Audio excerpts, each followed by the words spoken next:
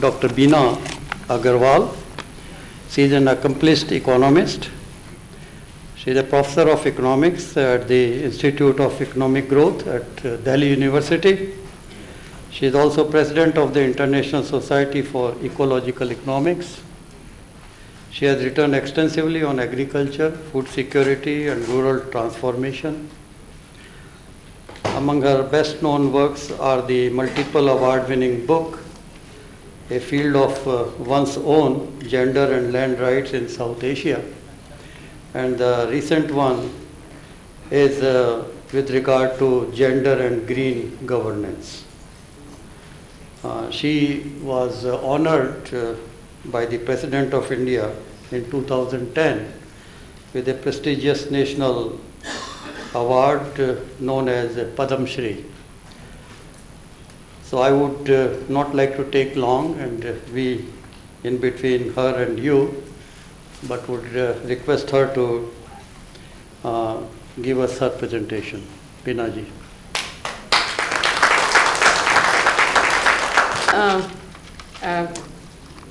Dr. Dhar, Dr. Housington, and all the friends of ICRISAT and those in ICRISAT. I think 40 years is a wonderful age to be. You've had garnered enough experience, and you also have all the energy to take things forward. So I do wish a happy birthday to ICRISAT. I'm actually a great fan of ICRISAT.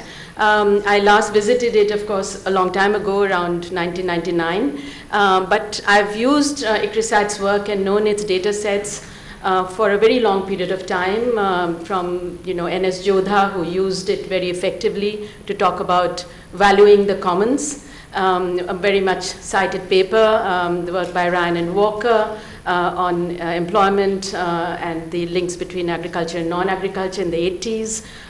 The ongoing, a lot of other work by Mark Rosenweig and Hans Binswanger and many others. So I think apart from the scientific aspect of what we've seen this morning, there is a huge body of work done at ICRISAT, panel data following villages over a period of time, which is quite unique and which has also been quite uniquely used. I will talk about, it was quite a challenge to decide what exactly to focus on because it's such a wide field. So here are some, here is my attempt. I actually need a bit of light here. The funny thing is there's rather little light to read. Oh, okay. No. Can you give me some light here? Is it possible? Yeah. Well, there are two. You'll give me some light? Just something to read with. Yeah, just my notes. I can't actually see my notes. Oh, okay. Well. Now, there are two divergent views of agriculture that prevail today. Hang on, what's happening to this? Yeah. One is that agriculture is a drag on growth, and that small farmers in particular, they have low yields, they have non-viable holdings, and they really need to move out of farm into non-farm and urban contexts. And you actually have China building large cities in order to do precisely that. The alternative view of agriculture, which we've seen this morning as well, is that agriculture is an opportunity, that small farmers can be drivers of growth, that they need support, agrarian reform, infrastructure. We didn't hear a lot about institutional innovation, but I'll fill the gap. But that they should be able to move out, but much more on their own terms. Now, which perspective, how you view agriculture and smallholder farming depends very much on which view you subscribe to. Globally, of course, agriculture we know contributes. Its contribution has been declining in terms of its contribution to GDP, and as you can see from this graph, except for sub-Saharan Africa, you have vast declines in its contribution to GDP. However, the share of agriculture in terms of absorbing labor and employment still remains quite high, and especially the two regions we've been talking about this morning, which is Asia, but especially South Asia and Sub-Saharan Africa. So, this is also not quite working. Do you know how this is? Okay. So there we are. So much for technology. It is precisely this. It's precisely this gap, which is that you have a rather small proportion, agriculture contributing rather a small share of the GDP, but you have a very high proportion dependent on agriculture, and this is seen as the divergence. And really, agrarian change should bring about a convergence over time.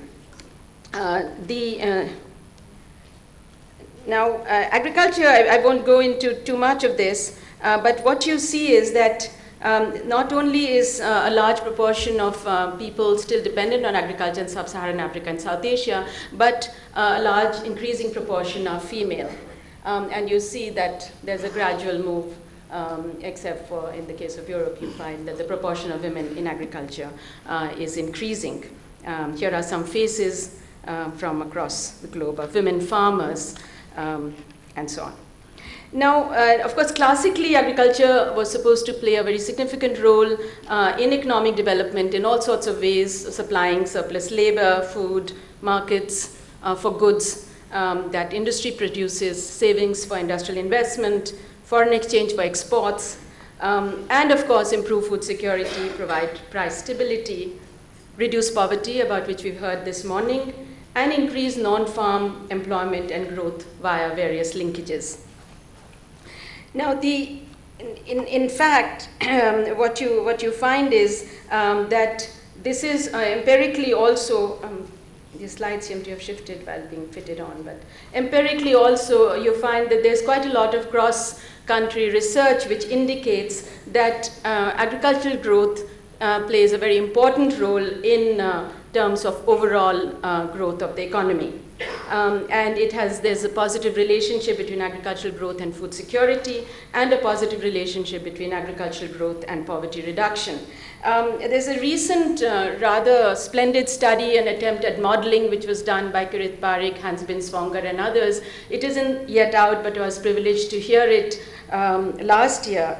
Which also shows that the total factor productivity, if you really want, for instance, if India wants to grow at 8%, its GDP to grow at 8%, it's the total factor productivity and of agriculture should actually grow at least at 2%. At the moment, it's 1.5.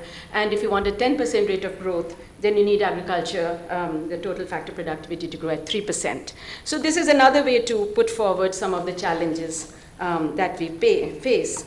But then the question is, who in agriculture is going to play the role? Is it middle and large farmers, or is it really the smallholder that we've been talking about? Now, there is, of course, as I said, divergent views on this, but there is also enough evidence to talk about the fact that it is the smallholder which needs to and must play the role. But smallholders face multiple constraints. Who is the smallholder in India? Some of what I say, I hope, will be relevant for other parts of the world, but my brief was to focus especially on Indian evidence. Now, farmers here cultivating 2 hectares or less accounted for 83% of operational holdings and 41% of operated area. So they really are small. And the average size of holding is 1.33 hectares. The marginal and small farmers also, since many of them are landless or near landless, they also account for a fair proportion of the leased-in area, to 35%. Indeed, 36% of tenant households are landless, and 48% own less than or equal to 0.5 hectares. Now, the other side of this is the social disadvantage that much larger proportion of the smallholders are scheduled caste, scheduled tribe, and relative to the larger farmers. And almost 40% of the labor force is female. So basically what you get is the size, caste, gender, and often also locational, because there is a concentration of smallholders, especially in certain regions, in particular the Northeast. Now, most of these smallholders face a whole range of constraints. poor land access, credit access, access to critical inputs, especially irrigation and water, power, seeds, fertilizers. We've heard a lot about that. There's been a neglect in extension services and crop research, whether it reaches the crops that they grow, the high production risk, little insurance coverage, and limited market access. Now, all of these, I think, are extremely important because, of course, although market access is important at the output end, it's also important in terms of the inputs that farmers use. Now, I want to focus especially on some of the difficulties that the farmers face. I'll do a very quick overview of these constraints and then talk about where we might move from here. Now, land, of course, is a very important constraint. And to think about land constraint, it's not just the amount of land, but the quality of land, the absence of water, and so on. Small size has other constraints because it reduces your ability to invest in lumpy inputs. For instance, if you want to invest in irrigation and so on, there are serious diseconomies of scale. The difficulties of moving to higher value crops, to take up contract farming. And there was a recent study by Foster and Rosenweig, which showed that large farms have higher profits per acre, and they have a positive scale effect, and particularly through credit access and access to various inputs. Now, the received wisdom was that size and productivity were inversely related, but in fact, when you look at profits per hectare, you find that that is not the case. The lack of title, we also know, with farmers reduces your ability to get access to formal credit. And it has other disincentive effects. So, for instance, this rather startling result showed that productivity is 15 to 30% lower on rented plots relative to owned plots of the same farm. I believe this was data, ICRISAT data, which was used where you could have information of a farmer who was both using his own or her own plot and also leasing it. And so you get these disincentive effects. Leasing, we know, is on insecure terms. I'll come back to that. The lease periods are short, and leasing, of course, is, in terms of the law, is illegal in many states of India. So overcoming the land constraint is a major challenge. It may not be the sufficient condition, but it seems to me a very necessary condition to overcome many of the other constraints. Just quickly I won't go through every bit of what I show you on the screen, which I'm sure you could very quickly read it. But for instance, in a much smaller percent, MNS and SMM, I'll use simultaneous. MNS is marginal and small farmers. SM, S and M, I think somewhere in the slides it's that, are small and marginal farmers. I'll also use the term D and W farmers, which is disadvantaged and women farmers. So do forgive me these acronyms, but there you are. So these figures just show that the small and marginal farmers have much less access to formal credit institutions, and if you're also low caste, if you're women, then you're even worse off. And what is important to see is that small and marginal farmers actually depend much more on cooperative credit, but the borrowing from cooperative credit institutions has been falling over time. For instance, it fell from 60% in 2008 to 50% in 2009. And although government has priority sector lending, it works very differently on the ground. I won't talk much about irrigation because one could have at least several presentations on irrigation, but that's really a huge disequalizer.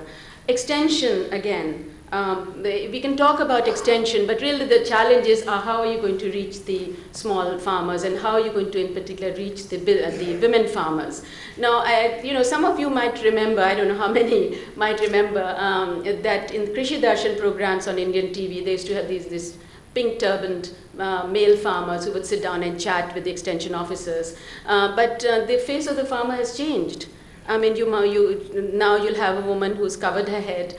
She's a farmer, and she needs to be reached. And she will not be reached. She's not the pink turban farmer. So this is, I think, a real challenge. Whose fields do you actually do your crop experiments on? There's quite a lot of evidence emerging to show that if you do it on the fields of the farmers or nearby, if it's small farmers, women farmers, then it has much greater impact on acceptance and innovation. There's issues of crop insurance, marketing, everybody's favorite here. But only 18% of marginal farmers, according to this, took advantage of marketing cooperatives relative to 37% of the larger farmers. Now, contract farming, retail chains, these are very much the flavor of the discussions and policy debates today. But the fact is that contract farming, the majority of the tie-ups are with middle and large farmers. And in the agriculturally developed states, Punjab, Haryana, Gujarat, and so on. Corporates also prefer large farmers because they have the capacity. They have the capacity to supply high quality crops, to access transport and storage, to bear the risk of crop failure. And small farmers are rather rarely approached unless the region is dominated by them, or they grow a particular crop, or they're held by the government.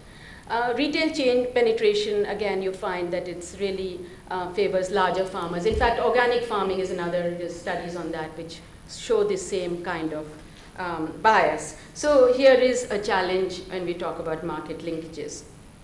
However, despite these constraints, smallholders produce 41% of India's total grain and over half of its fruits and vegetables. We also know that women farmers, there's a growing amount of evidence. I culled together for a recent paper on food security of the evidence on comparing women farmers and male farmers in different countries. Most of the evidence comes from sub-Saharan Africa, but there is also some evidence from Asia. But what that consistently shows is two sorts of things. That once you control for inputs, there's major disadvantage that women farmers face in terms of inputs, access to extension, land. Once you control for that, they're not less efficient. But if you don't control for that, the fact is that they're disadvantaged in that respect. So if we link that fact up with the growing feminization of agriculture, then you're not going to win on other fronts unless you actually pick up the challenge of reaching women farmers. Now, the FAO's 2011 report, State of Agriculture report, actually assessed that if the inequality gap in terms of access to inputs and so on between male and women farmers was bridged, then you could increase agricultural growth in developing countries from anything between 2.5 to 4%. So that would be a huge contribution just by equalizing or moving inputs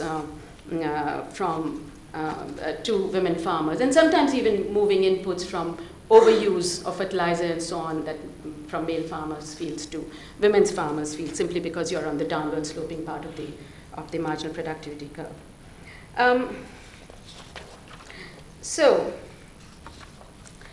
What I will do, where do we go from here? What can be done? What should be done? What can be done? These are not all the same thing, but let's talk about it. My main focus will be on two aspects. One will be on the land constraint, and the second will be on institutional issues and what I call a group approach to increasing access to inputs and support services to make the smallholder more dynamic and much, if you like, not just market-oriented, but diverse, all the sort of more resilient, if you like. Now, on land, what can we do about land? There are many things that one can do about land. There is the whole issue of giving land, transferring land by the government, facilitating land purchases, facilitating land leasing, protecting smallholders from indiscriminate land acquisition for non-agricultural use, and of course improving land records, which by the way is not just a academic exercise, but very, very important for ensuring security of tenure. What can it? Well, the state can do something about transferring land to the landless, but it can do only so much because the amount of surplus land that they could identify, they haven't identified all of it. There have been civil society groups like Ekta Parishad, which have been doing this at the moment, walking across the country to identify surplus land. And the Prime Minister set up a council, National Council, to look into that. But facilitating land purchase and facilitating land leases is the way in which a lot of policy has been, thinking has been going. Now, Facilitating land purchase, there are examples of success stories here of starting loan come purchase schemes. And one example is really Andhra Pradesh, the state where we are currently standing, in the 1980s, where the government started this scheme of 50% loan, 50% grant at low interest loan to poor Dalit women who, if they came together as a group. And I'll come back to that of what, of how some NGOs have helped use that scheme creatively. What it should not do, and which comes up periodically, is to lease land to disadvantaged and women farmers. Because if you purchase land and then lease it out, basically you're entering the land market, and that really shouldn't be what the government is doing, because then what it does is it will hike up land prices and adversely affect poor farmers who are outside that particular scheme. Land leasing, however, is something which is very much a reality. We've been talking about this legally when land reform took place in India. They said, well, land to the tiller and tenancy and leasing in was not legal in many states.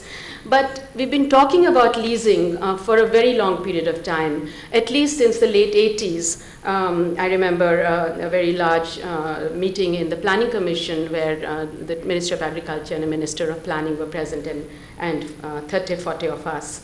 But the difficulty with leasing has been always that if you formalize leasing, then the landlord feels that he or she will lose the land to the tenant because of the nature of laws.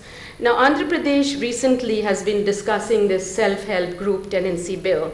And there are a number of flaws in this. One flaw is that it is talked about a group leasing of land, but it also says, well, you can sublease it within the group, which is an individual woman could then lease it. And it seems to me that's a wrong way to go, because it will fragment the land, and there's no reason why a group should take liability for if one person defaults. The other thing which has happened is that apparently it has not allayed the fears of the landowners, and what it's led to is, I'm really a bit, I hope I'm okay, because I started a little late. Yeah, I started a bit late, so 10 minutes.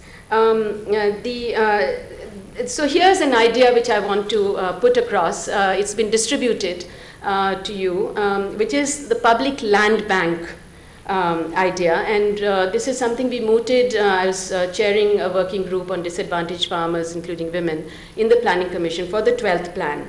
And the idea is that if you set up at the panchayat level something equivalent to a land bank, where all those who have surplus land who want to lease it out actually deposit it in the land for one season or a year or more, and the land, you get a small return on it, like you do in a financial bank. You get a small return depending on the period for which you deposit it, and the people who want to lease the land in are then able to come in and then say, okay, we want, this is what's available, and we sometimes you may be able to get a contiguous plot. And at that point, depending on the quality of the land, the owner of the land also gets a return, a proportion of the lease. Now, the benefits of this to the owners would be initial payment on deposit, additional rent when the land gets leased out. Development of the land is possible, for instance, soil conservation, including through NREGA. And it guarantees a return to the owners. Even owners, as we know, many owners are no longer, their children are no longer willing to farm, so people want to move out. For the person leasing in, of course, it gives guaranteed lease for a reasonable, possibly of a reasonable size. Now, what this could do is to match supply and demand for land in a rationalized way, which we don't have. And what it will not do is create rights over the land of the tenant, because basically you're going through the bank. So you're not going to you're not going to lose the land if you're an owner, and you do it voluntarily, so you could always withdraw the land if you so wish. So in any case, this is an idea which has produced a degree of interest in the states, in Andhra, in Kerala, in Maharashtra, and I hope we'll have some discussion on this. What we've suggested in this, however, is that the land should not be leased to corporates and to large farmers, that it should really be leased to smallholders and to groups of male or female farmers.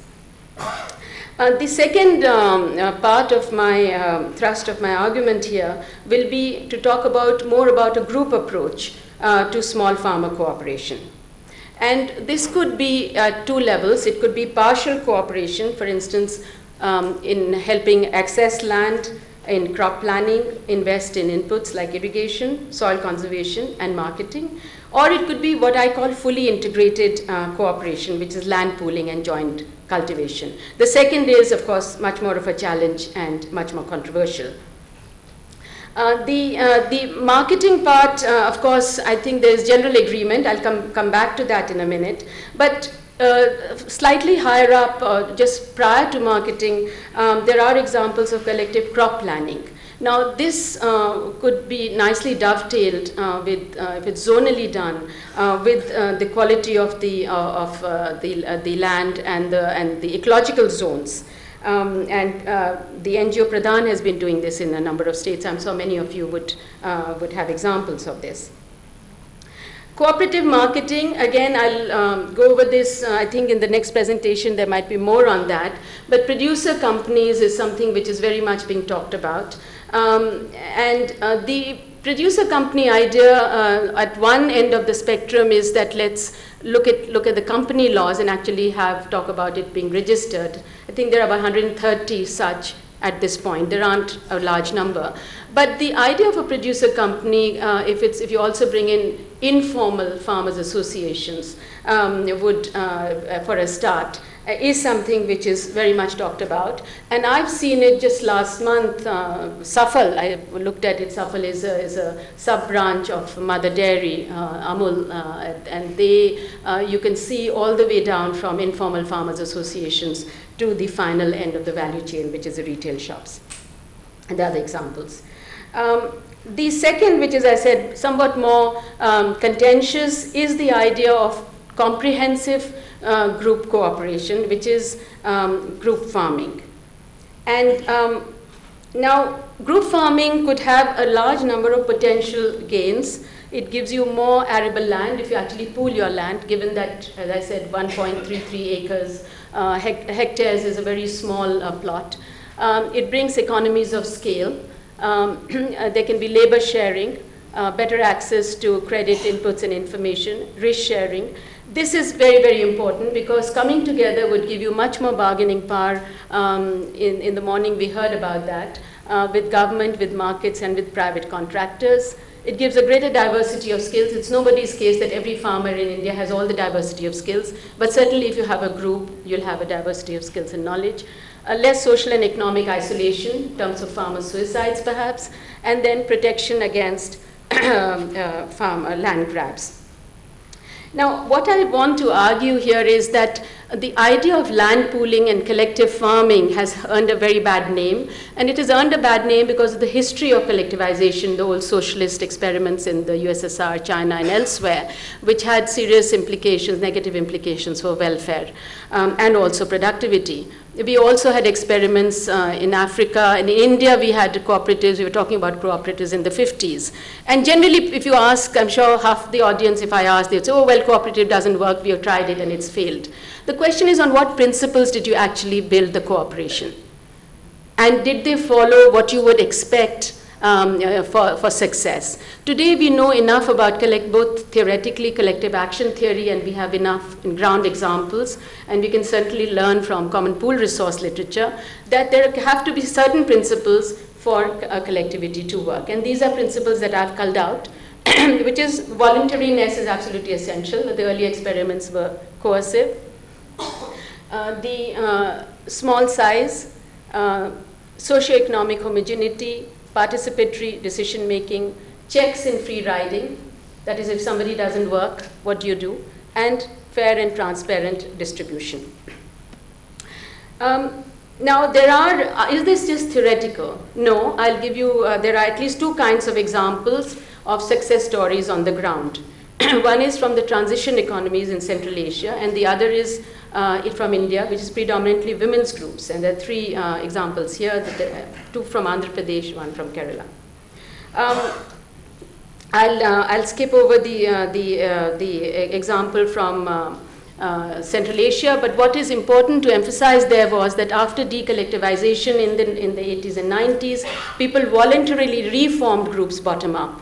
And studies which have looked at the productivity of individual family farming and groups find that the productivity and efficiency of the groups, and these are small and they follow these principles, is much higher. The India examples, there's the Deccan Development. This is the earliest that I came across, late 80s, in which the Andhra Pradesh government's attempt to have the grant come loan scheme for Dalit women, if they could purchase land as a group, and also for leasing land, you found that was creatively used by the Deccan Development Society to help women purchase land. The purchased land was listed in the names of individual women, but they cultivated it as a group.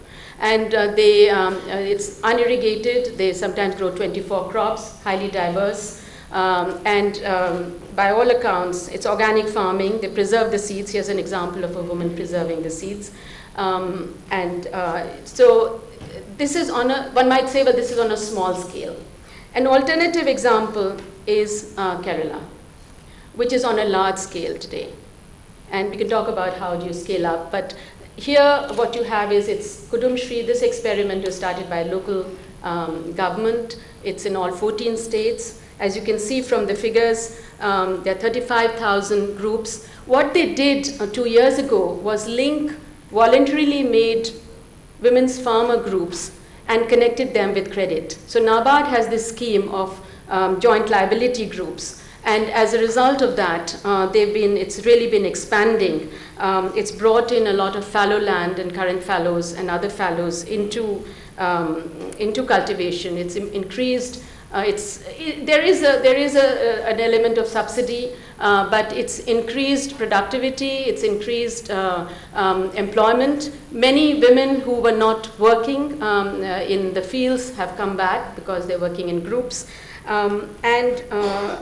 they've also used NREGA very creatively by linking it and reclaiming land which was inundated and out of cultivation. So here's an example. You remember the earlier picture I showed you of women farmers all bent double, and here you have an example of women using technology and standing up pretty straight. Okay, there are other reasons why you can form groups. Let me conclude since my time is drawn to a close. That basically the argument is firstly that you cannot, we need to look at institutions. Markets are institutions, but to link people to markets, we have to think of a whole range of other institutions as well. And we need to get beyond technical fixes to look at the production process itself and what are the institutions that we need. Secondly, that land remains a major constraint, and we need to think of creative ways. The Public Land Bank could be one way in which we could move forward. There could be other mechanisms for doing so. And thirdly, that for smallholder agriculture to become dynamic, cooperation is the key. And I think that should be the center stone of the new model. There is much work to be done in thinking through what enables farmers to cooperate. And there's a whole, there are both aspects of economic gain and efficiency to be brought in. Do they make a profit? Why should farmers come together unless they make a profit? In doing so, are they better off cooperating than non-cooperating? But also is there social capital that is necessary prior to that, which enables people to trust each other. And I do believe this would make for a much more smoother transition out of farming in the long term, in which farmers can make the choices rather than be pushed by distress. Thank you.